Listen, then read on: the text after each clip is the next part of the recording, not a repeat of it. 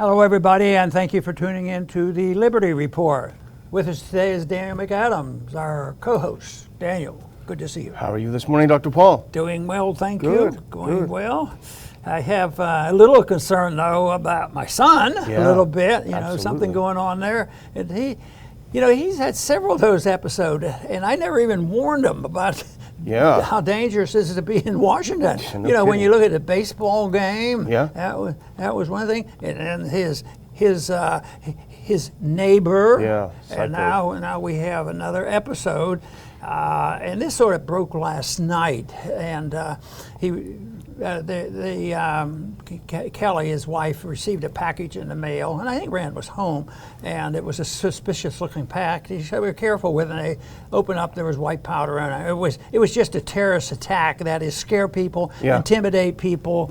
But it was very indecent, It was just horrible what they were doing, and they even know who he comes from. We've heard from this guy named Richard Marks, and he even wrote a little something there, just further intimidation. A lot of people, especially when the campaigns were going on, his campaign, people assumed that probably twice a day I check with Rand and we talked everything. But that was something that was never necessary. We sort of knew what was going on. But I've often explained, I said, look, we talk not overly frequently, but it's usually on family matter. So there was a family matter today, and also a political matter today. So I put a call into him, and he called back immediately. So and that doesn't always happen either, because he might be on the Senate floor.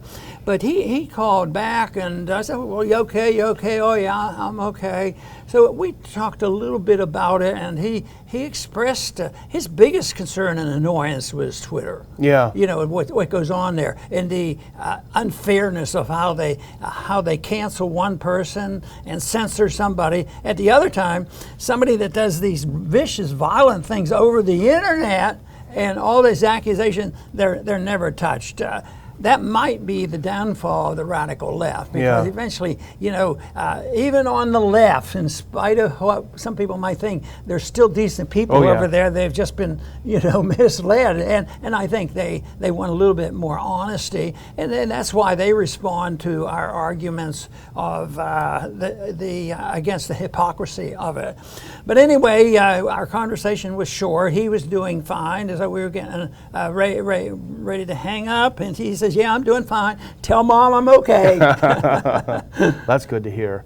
That's good to hear. But attached to the package was clearly a terrorist death threat. And let's put up that first thing. This is what they put on the package with the powder in it.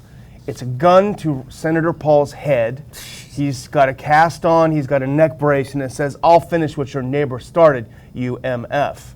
And that's a bad word. Part of it's blanked out, thankfully.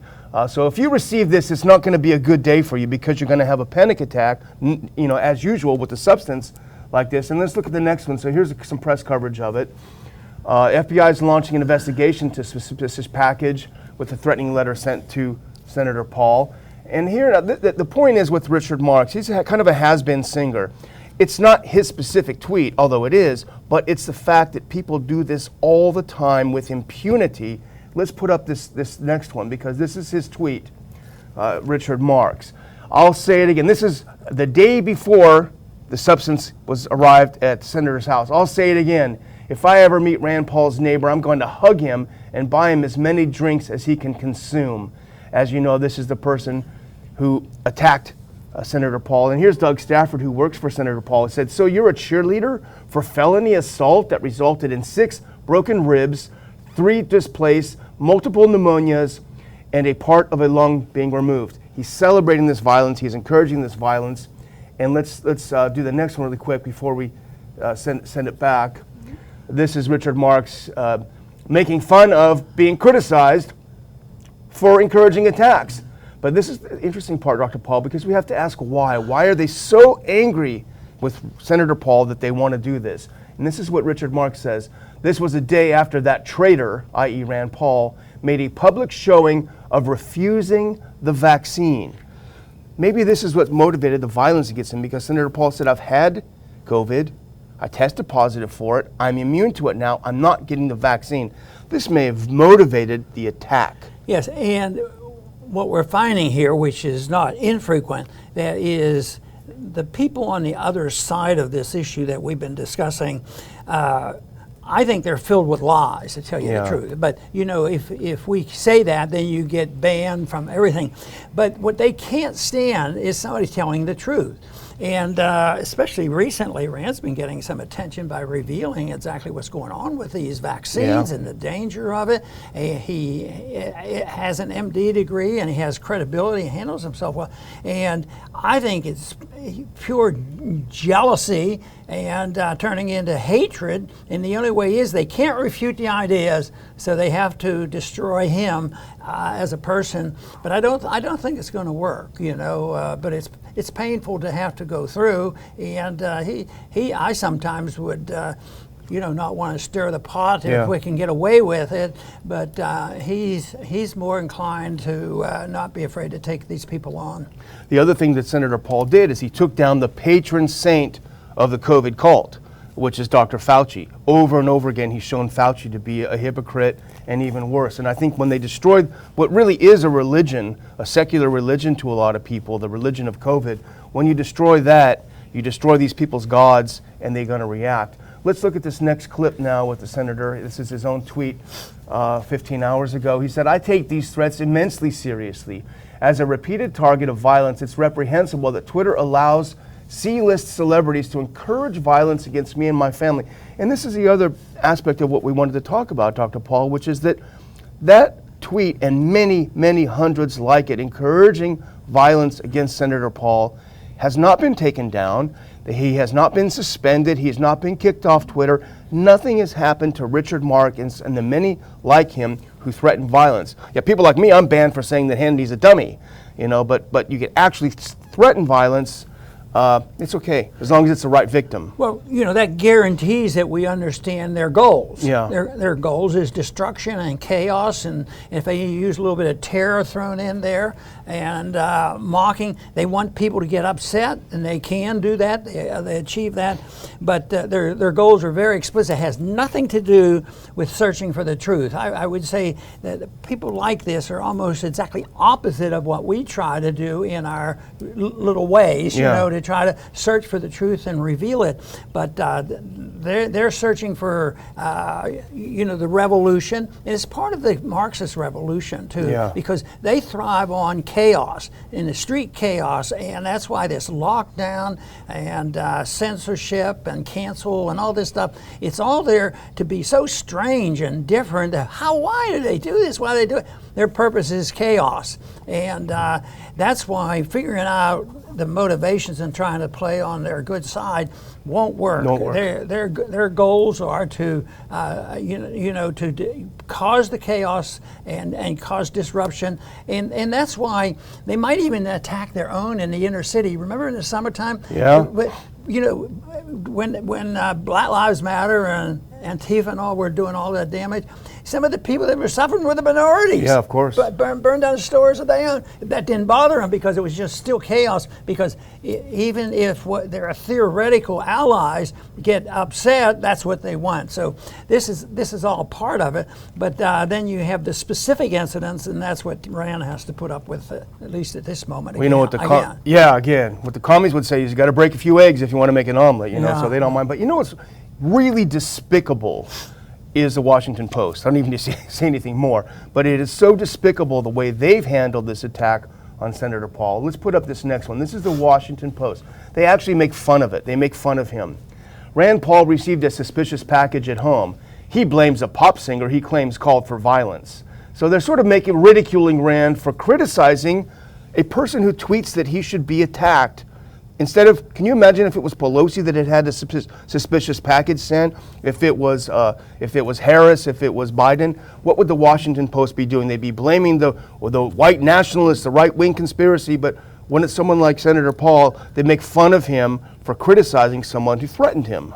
This is why right now one of the greatest threats to what's going on there is the social media, because the argument has been, and we've talked about it, is that they sort of dispel this whole idea of the libertarians and conservatives saying, oh, it's private property, you can't censor people. This has nothing to do with private censorship. It has nothing to do with owning a telephone or a radio station or a television station, and you have a building and you don't allow anybody to walk in and say, well, I have the right of free speech. It has nothing to do with it, because when you look at social media, and there are a few good people in the Senate and the Congress trying to work out how do you solve this problem, because it has to be solved without undermining the private property rights. But that is not, they don't care about private property rights. They successfully hide behind property rights and allow people to become, supporters of their side. Yeah. But their connection, their allies, and they're part of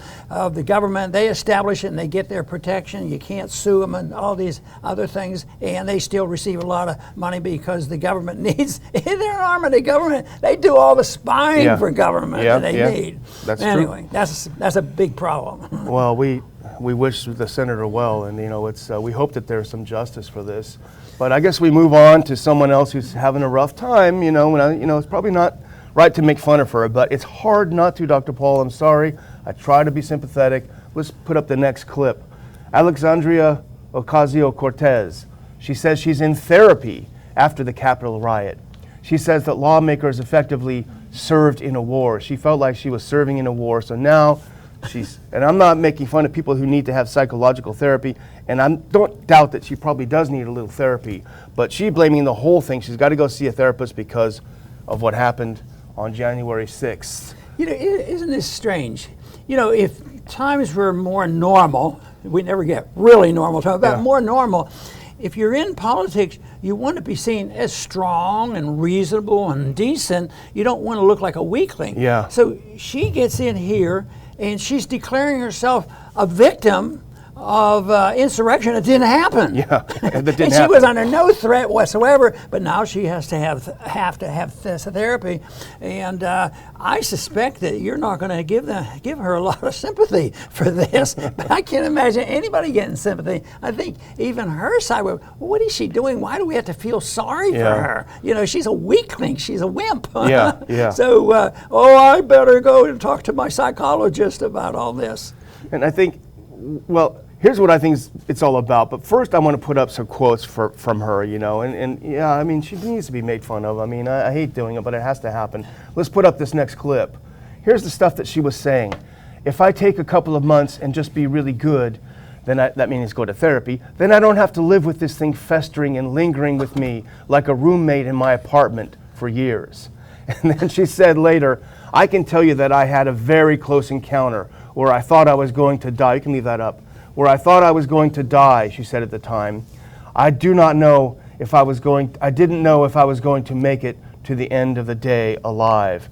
And this is part, Dr. Paul, part of it's just kookiness. She's just kooky and she's a victim mentality. But the other part of it is this desperate need to keep the January 6th narrative alive, that it was an insurrection. And as we've said several times, and we had Julie Kelly on, who's done great work on this, it's an insurrection where nobody had any guns. The only person arrested with a gun was later that evening. He was in the area with a gun. Nobody was arrested with guns. The only person that got shot was an unarmed Air Force veteran who was shot in the neck by a Capitol Hill cop, and we're not even allowed to find out the information about that.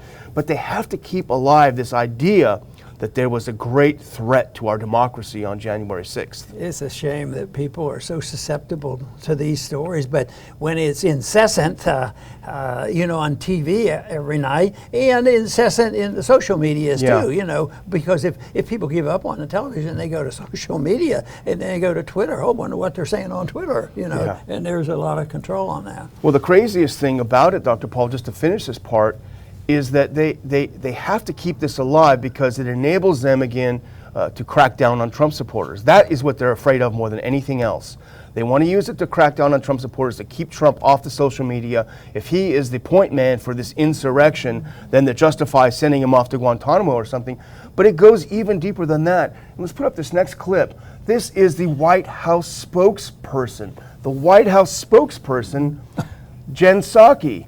She falsely claims that, quote, a number of officers died on January 6th during a White House press briefing on Friday. She didn't correct it. She didn't say I was wrong.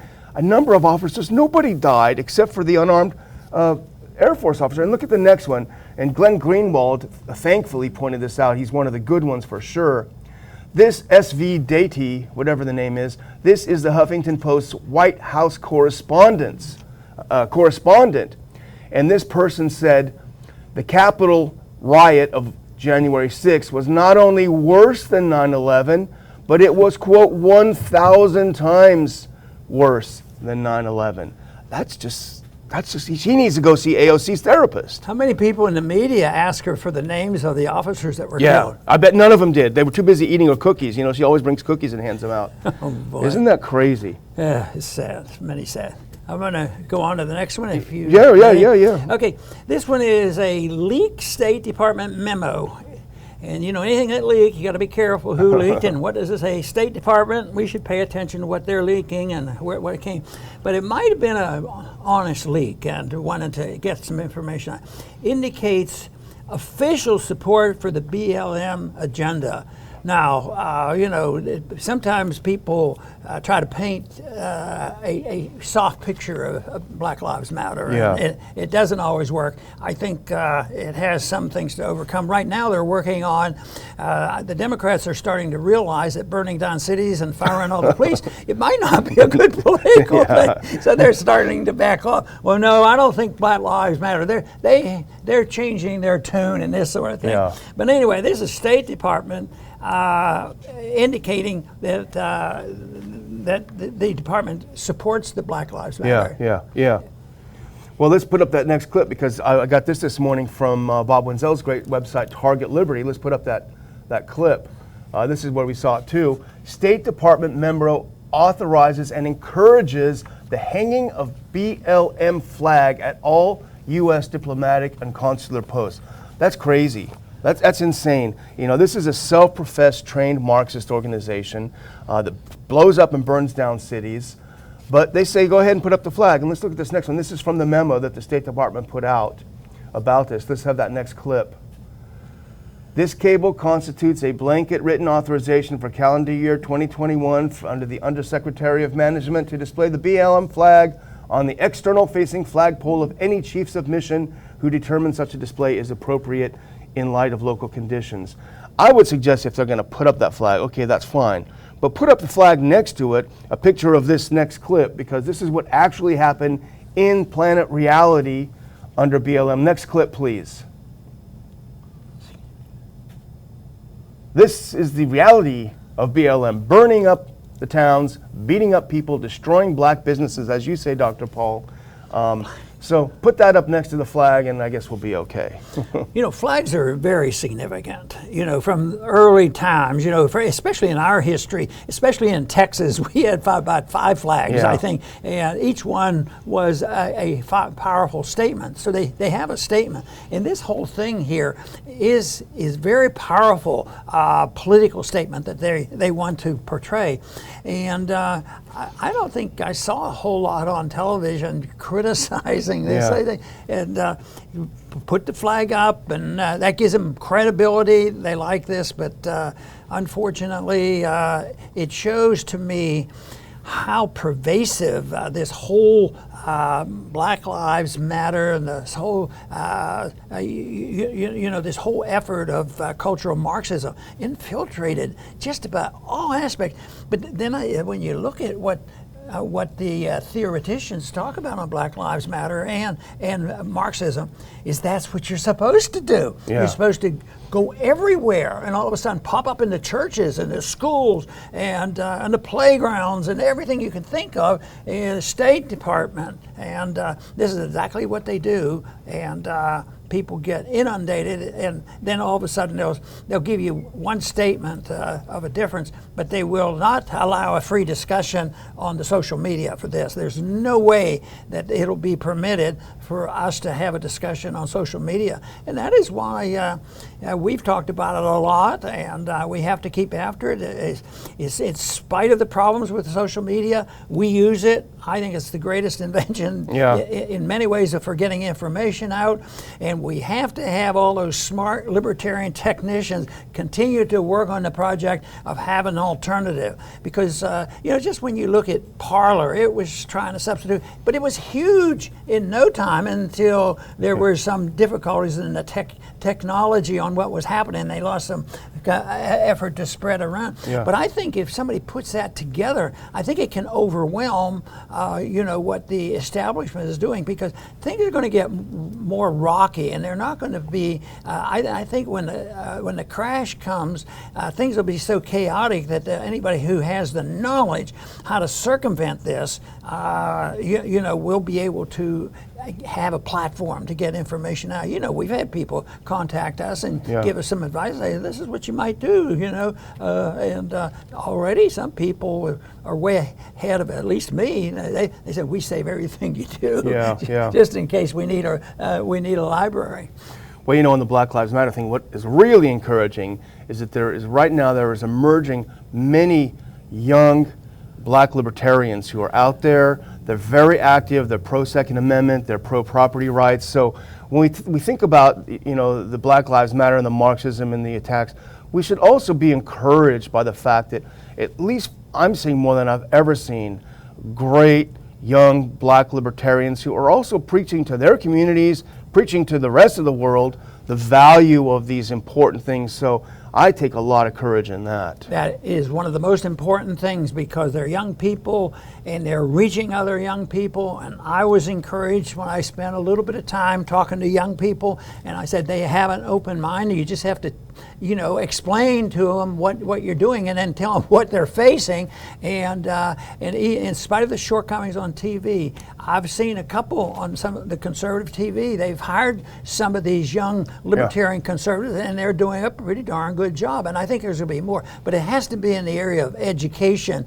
and that to me is the most important. My efforts have frequently been to reach people through civil liberties and foreign policy as well as economic liberty, and it's so practical to go in that method, because people say, well, that makes sense. It always pleased me. We say, you know what? They would sort of pause a minute and say, you know what? What you're saying is just common sense. Yeah. It's not complicated. They didn't tell me. They didn't have to tell me I was a genius. They said, "Oh, this is a simple little thing called common sense. Everybody has that." You don't even have to burn down a building to get it through. The last main topic we wanted to talk about was kind of a short one, and this is again something that Glenn Greenwald has pointed out. But there's a big brouhaha because there was a Ryanair flight that was traveling over Belarusian airspace, and the military forced the plane to land in Belarus, in Minsk, and they went in and they took out a dissident. It was actually an employee of the U.S. government indirectly who had been involved in fomenting the unrest in Belarus. So they took him out and arrested him. He was wanted for his actions there. And of course the U.S. and the EU are freaking out. This is unprecedented. It's never happened. How, this tyrant, how can he do it? Except, as Glenn Greenwald pointed out, and let's put up that last clip, it's not as unprecedented as they want you to think. As this is Glenn Greenwald's piece, as anger toward Belarus mounts, recall the 2013 forced landing of Bolivia's plane to find Snowden. And that's what the EU and the US forced down, a plane carrying the president of Bolivia, forced it down to run in there and search it for Snowden. And what he points out there, a little bit of expansion of what he said, what Belarus did was illegal, is not unprecedented. The dangerous tactic was pioneered by the same U.S. and EU officials, now righteously condemning it. But it also backs to a theme that I use frequently is, if we end up doing it to people and then they do it back to us, you can't just say, 100% of the evil is on the other side if you want to understand it or deal with it. But people have a habit. Nobody likes to look to themselves, because if you do it on a personal level, that means you put the burden on yourself to clean up your act. And when a country does that, then you become unpatriotic. It's much more of a challenge. But I think that's the only way you improve things. And if you want to improve the conditions for the people who should have their liberty to enjoy their life and and work in that manner, you have to accept the idea that if you're bombing other people or doing things or pushing their airplanes or putting on sanctions. You know, this whole thing about trade wars, and the Republicans haven't been very good on sanctions and trade wars and authoritarian efforts overseas. You know, and then they wonder, oh, they're the enemy. Yeah. And they'll put 100% of the problems on the enemy. And I think fair and balanced would be that, you know, look to yourself first, because that might even help the opposition to realize that there are other ways to deal with international affairs. And you know, Moon of Alabama, which does a lot of good stuff, moonofalabama.org, has a lead piece today, Lukashenko's Revenge Served Cold, where he outlines at least 6 or 7 times in the past that U.S. and Western governments have forced down planes to search them. So it's not as unprecedented as the mainstream media would like us to know. But I'm just going to close again by reminding people to sign up for updates, ronpaulinstitute.org, subscribe for free. If you're not subscribed to this channel, please subscribe. Make sure you hit your notifications. If you've already hit your notifications, double check, because people have suspiciously been unnotificationed from this channel. But please subscribe, stick with us, tell your friends, tell your enemies, tell your neighbors to watch the Liberty Report. Very good. I want to finish by mentioning what the United Kingdom just have announced. The Health Secretary suggests critics of vaccine passports are crazy. You know, that's a simple, it's easy to understand, but I don't think that passes the smell test. But that's, you know, good common sense. You know, but anyway. This whole thing of criticizing people and punishing people because they take these opinions, but this is part of I think what they're annoyed with Randy for, because he's been so good at exposing, you know, Fauci and the others on these vaccines and getting, you know, getting just not only the passport, just getting the shot. What am I getting a shot? I've had the disease. You know, I don't have to get it. And, but it's something that persistently we have to pursue, just finding to the best of our ability what the truth is, medically and politically and economically, and then present the case, because I do still believe in the goodness of man, but unfortunately the bad people are tolerated too well, and they're allowed to get into government, and they're allowed to get into our universities, and you take, you know, 2 or 3% there, and they're very, very dangerous people,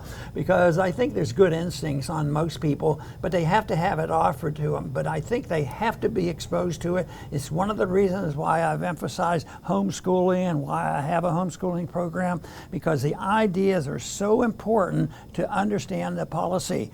So this is something that we have to pursue, and I do want to show my appreciation to all our viewers for tuning in, not only today, but regularly, because without your support, we wouldn't be able to do very much in our efforts to promote peace and prosperity. Please return to the Liberty Report soon.